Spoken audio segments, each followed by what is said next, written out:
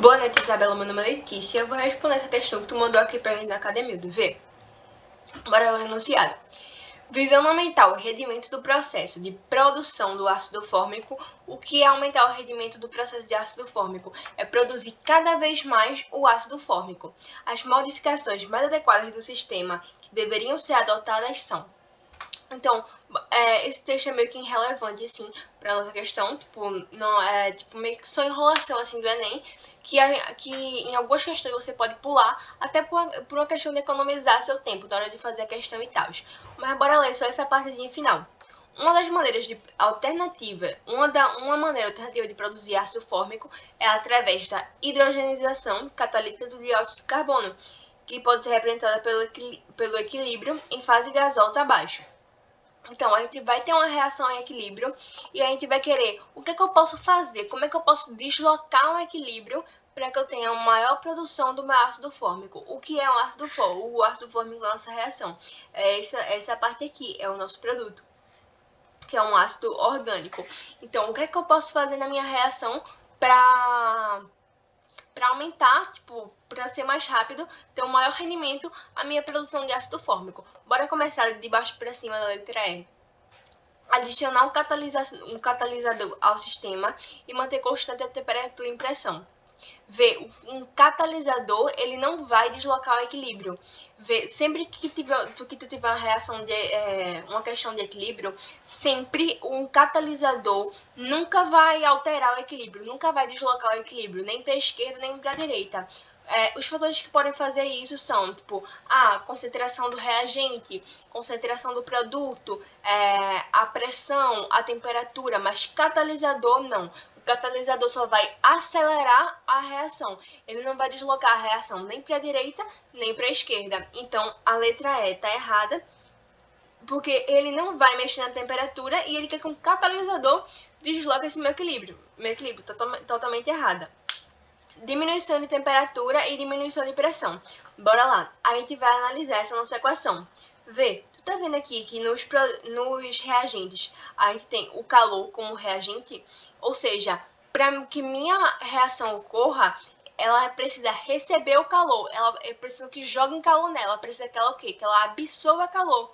Então, se é uma reação que o calor tá nos reagentes, é uma reação que absorve calor, ela vai ser uma reação o quê? Uma reação endotérmica. Fica ligada nessa parte. Toda vez que o calor estiver nos reagentes, ela vai ser endo. E toda vez que ele estiver nos produtos, ela vai ser o quê? Exotérmica, porque ela vai estar liberando calor como os produtos. Então, quando está no reagente, é porque é endotérmica, porque ela recebe calor para poder que a reação seja feita. E já nos produtos, ela é exotérmica, porque a nossa reação está liberando calor. Se eu tenho essa reação direta aqui é endotérmica, então quanto mais eu aumentar a minha temperatura, mais o quê? Mais eu vou deslocar a minha reação para a reação direta, que é justamente essa aqui. Se eu abaixasse minha temperatura, eu estaria o quê? Eu estaria dando para tendência para uma reação inversa, para uma reação exotérmica. Então, eu estaria na tendência para cá. Então, vê, sempre que eu quero deslocar uma reação de temperatura, eu tenho, em relação à temperatura, eu tenho que ver se é uma reação endotérmica ou exotérmica. Se for endotérmica e eu aumentar a temperatura, vai deslocar para minha reação direta. Se for exotérmica e eu abaixar minha temperatura, vai deslocar para direta. Se eu fizer o contrário, vai deslocar para onde? Para a inversa. Essa é o quê? Uma reação o quê? Endotérmica. Então, para deslocar para esse lado, para a direta, eu tenho que o quê? Eu tenho que aumentar a minha temperatura. Então, eu já risco a minha alternativa D e a minha alternativa B. Agora, a gente só tem que analisar a pressão. Como é que a pressão vai afetar a equação? V. É um macetezinho bem legal, sempre que tiver essa parte de pressão deslocando equilíbrio. Tu vê aqui que nos produtos, a gente só tem 1 mol. 1 mol de produtos totais. Então, a gente tem aqui 1 mol.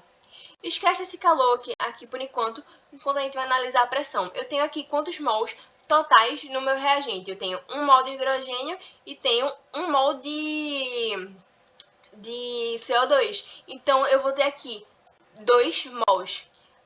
Então, uma diquinha. Nesse meu lado, eu tenho o meu lado de maior mol. Então, se eu aumentar a pressão, a reação vai deslocar para o lado de menor mol. É como se fosse real um equilíbrio, entendeu? Esse daqui já tem muito mais que esse. Se eu aumentar a pressão, eu vou o quê? Eu vou querer favorecer o que tem menos mols. Se eu diminuir a pressão, diminuiu, vou agora favorecer o que tem mais mols. É basicamente isso.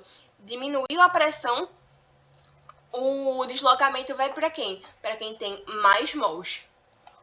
Aumentou a pressão, o deslocamento vai para quem? Vai para quem tem menos mols. Então, aqui, eu quero que meu lado se desloque para o lado que tem o quê? Para o lado que tem menos mols. Então, eu vou ter que o quê? Vou ter que aumentar a minha pressão. Então, a letra C está falsa. Então, nossa resposta da questão vai ser nossa letra A. Eu espero ter entendido tudo direitinho. Qualquer coisa, se tu não entender minha explicação, tu pode deixar aqui no chat do YouTube que eu vou responder assim que possível.